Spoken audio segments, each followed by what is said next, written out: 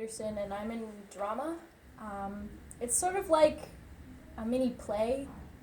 It's dramatic, but it's more of the character addressing the audience than it is kind of dialogue between two characters.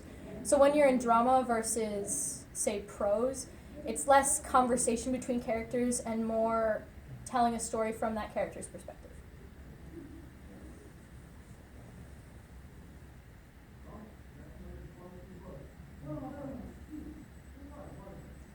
I had to take a dump at my mother's funeral.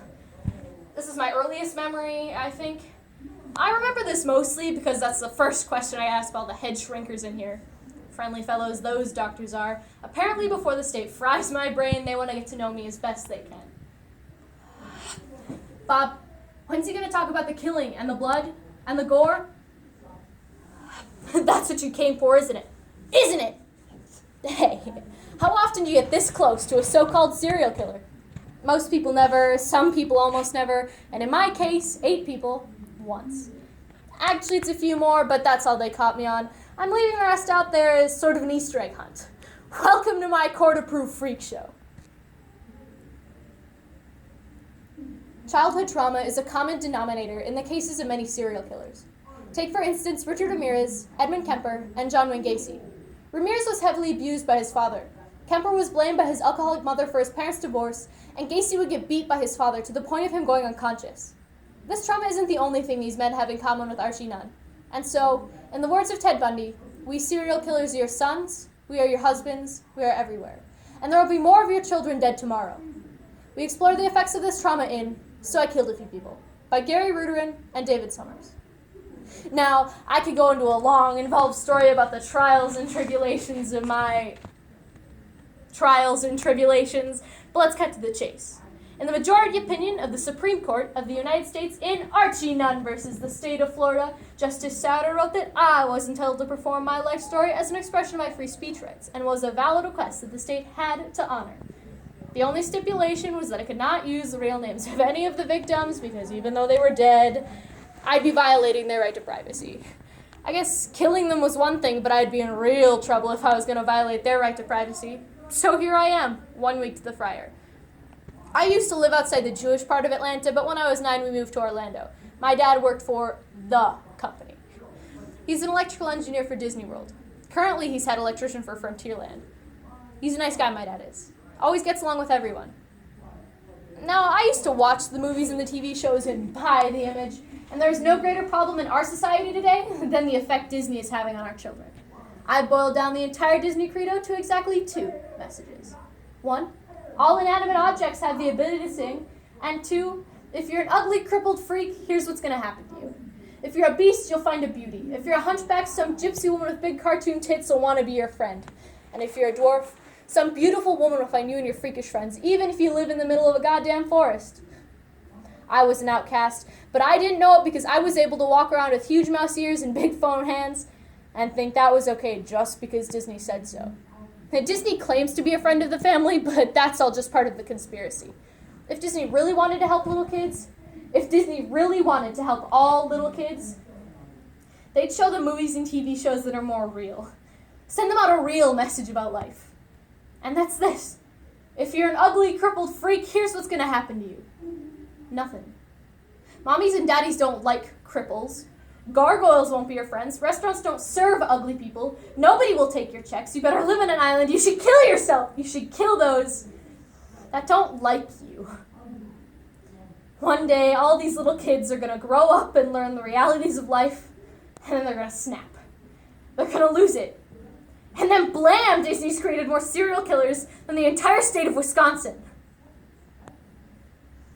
I guess if I have any regrets, it's that I've hurt my dad. Like I said, he's a good man. But when I was younger, he didn't have much time for me. As for my mother, there was nothing for Mom but vodka martinis for breakfast, lunch, and dinner with bourbon snacks throughout the day. Let's just say I was raised by television. TV was my mother, father, priest, and friend, and you have to admit how valuable that is. It's got comedy, drama, news, history, When I did want to be alone, all I had to do was turn it off, and all my little friends would go away and be there waiting for me when I was ready to get together again. And the best thing is, they're never to be too tired or too busy or too drunk. Things were going okay in life in general, but then there was this one bitch. I don't know what her problem was, but she was always trying to come between me and my friends. She'd make fun of me because we were all so close. She'd whine about how I was losing touch with reality. I told her that TV was just as real as anything else, and that a lot of my friends were there. She had no friends. She grew more jealous of me and my friends. There's this one day we had just had a real blowout of a fight, and she'd been drinking, and I just went up to my room and I turned on the TV. When I heard her heavy, panting breathing in the doorway behind me, I turned around and she was standing there with a claw hammer in her hand. What do you plan on doing with that hammer? Something I should have done a long time ago. She was crazy. I mean, she had lost it. She was puny. I know. I could take her, but then I realized I wasn't the object of her anger. I leapt at her, but it was too late. She put the hammer through my friend. There was an explosion of glass and sparks, and then they were gone, all gone. And then she screamed, "Now maybe you'll talk to me." And through my rage, I was seething, but in the calmest voice I could muster, I just said, "It's okay. Let's just clean up the mess." This confused her. She was ready for a knockdown, drag-out fight. She handed me the hammer and turned to get the dustpan.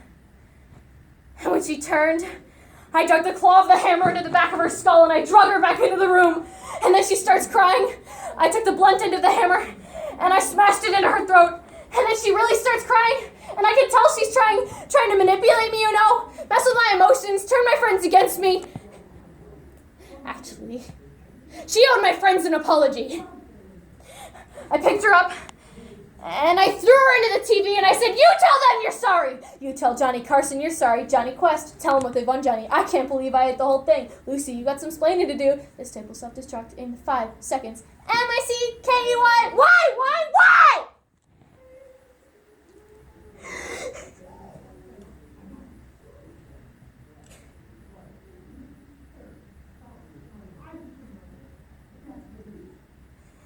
Then I realized she wasn't moving anymore. The body dropped. It fell out of the TV, but the head stayed in. It wasn't as good as television, but I was fascinated by it. It was like I was making my own kind of television. I liked this show. I wanted to see this show again. I stared at her for a long time. A long time. I don't remember much after that, except I had to take a dump at my mother's funeral.